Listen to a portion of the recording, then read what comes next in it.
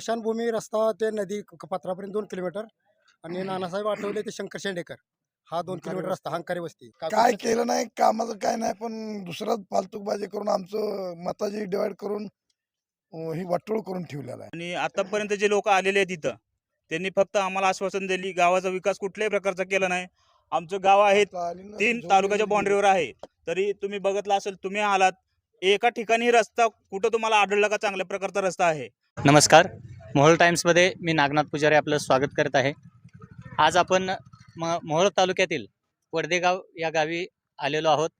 थोड्याच वेळापूर्वी या ठिकाणी मोहोळ तालुक्याचे संभाव्य उमेदवार राजूभाऊ खरे यांचा या ठिकाणी रस्त्याच्या भूमिपूजनाचा कार्यक्रम तसेच समाज मंदिरातील पेविंग ब्लॉक बसवणे व एकंदरीत अशा अनेक कार्यक्रमाचं भूमिपूजन या ठिकाणी झालेलं आहे.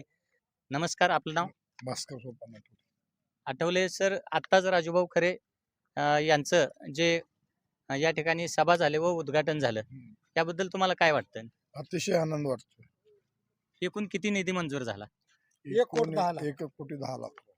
कशा कशासाठी झाला आपण सांगू शकाल का? स्मशानभूमी रस्ता ते नदी पात्रापर्यंत 2 किलोमीटर आणि नानासाहेब आठवले ते शंकर शेंडेकर हा 2 किलोमीटर रस्ता हंकारी वस्ती आणि समाजाचं फ्लेवर ब्लॉक 10 लाखाचं असं 50 लाखाचा असं 1,10,00,000 एवढा विक्रमी आणि ते सत्तेत नसताना मंजूर झाले, हे आनंदाची बाब आहे. आम्हाला सलग आता आमदार मागासवर्गीयातून 3 वेळा मिळाले आले, पण त्यांनी काय आम्हाला काय सहकार्य कुठले केलेलं नाही.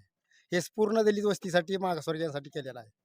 एकंदरीत कुठलंही पद नसताना, आमदार नसताना, खासदार नसताना किंवा कुठलाही नेता नसताना एक समाजसेवक म्हणून समाजाची जी ऋणानुबंधी किंवा बांधिलकी म्हणून राजूभाऊ खरे यांनी मुख्यमंत्री एकनाथराव शिंदे यांच्याकडून निधी खेचून आणला. खेचून आणला. मात्र आता येणाऱ्या विधानसभेच्या निवडणुकीला संभाव्य उमेदवार म्हणून राजूभाऊ खरे यांचं नाव आघाडीवर आहे. होय. त्याबद्दल लौकिक आपली आहे. काय सहकार्याची भावना आपली काय आहे? आमची 100% भावना आहे, 101%. तुम्हाला काय वाटतं? आम्ही 100% राजूभाऊ खरेच्या पाठीमागे जाऊ. या अगोदरचे म्हणजे सध्याचे जे विद्यमान आमदार आहेत, आश्वासन देऊन गेले फक्त. यांनी कुठलं काम केलंय का आपल्या नाही, गावासाठी? काय केलं नाही, कामाचं काय नाही, पण दुसराच फालतूकबाजी करून आमचं मताची डिवाइड करून ही वाटोळ करून ठेवलेला आहे. एकंदरीत मतापुरतं या ठिकाणी दिशाभूल करून फक्त मतं मागण्यापुरतं या ठिकाणी आलेली भावना गावकऱ्यांनी व्यक्त केलेली आहे. आणि या निमित्तानं कुठलंही पद नसताना राजूभाऊ खरे यांनी या गावासाठी पोटतिडकीनं निधी खेचून आणला, ही गावकऱ्यांची भूमिका या ठिकाणी व्यक्त केलेली आहे. नेमकं आपल्याला काय वाटतं? राजूभाऊ खरे आता सध्या त्या मुख्यमंत्री शिंदे साहेबाच्या पाठीशी उभे असल्यामुळे आता संभाव्य उमेदवार म्हणून राजूभाऊ खरे यांना पूर्ण दलित वस्तीचा पाठिंबा राहील हे मी पूर्ण 100% आश्वासन देतो. आणि राजूभाऊ खरे शिवाय तर दुसऱ्याला कोणाला मतदान जाणार नाही. सर्व समाज राजूभाऊ खरे साहेबांच्या पाठीशी 100% ठामपणे उभा आहे.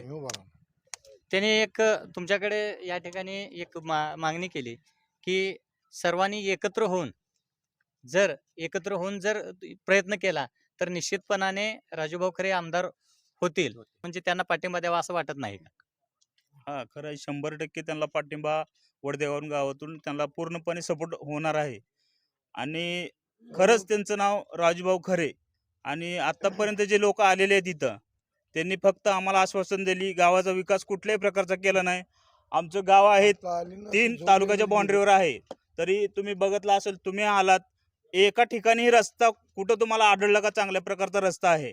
आतापर्यंत इथं जेवढे नेते लोक येऊन गेले त्यांनी काहीच केलं नाही, परंतु पहिला असा नेता आहे राजूभाऊ खरे की त्यांनी सुरुवात कामापासून केलेली आहे. त्यांच्या कामापासून स्वतः त्यांनी निधी आणून गावाची सुरुवात केली. अजून त्यांनी कुठल्याच ह्याच्यात नाहीत, फक्त त्यांनी जाहीर केलेला आहे की उभारणार आहे म्हणून जाहीर झालेला आहे. परंतु आतापर्यंत असा एकमेव नेता आहे. आणि हा खरंच मोहोळ तालुक्यासाठी चांगली बाब आहे. परंतु सर्वांच्या लक्षात आलेलं आहे की आतापर्यंत सगळ्यांनी आश्वासन दिलेले आहेत. आणि राजूभाऊ खरे आडनाव आहे त्यांचं, त्याचप्रमाणे ते खरे वागलेले आहेत. याचा आम्हाला खूप मोठा अभिमान वाटतो त्यांचा.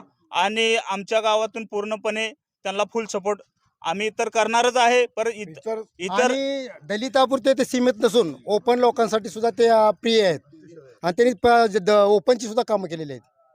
या ठिकाणी यांनी मनोगत व्यक्त करताना सांगितलं की त्यांचं नाव राजू आहे, राजासारखं मन आहे आणि खरे आडनाव आहे, म्हणजेच त्यांची खऱ्याची भूमिका आहे.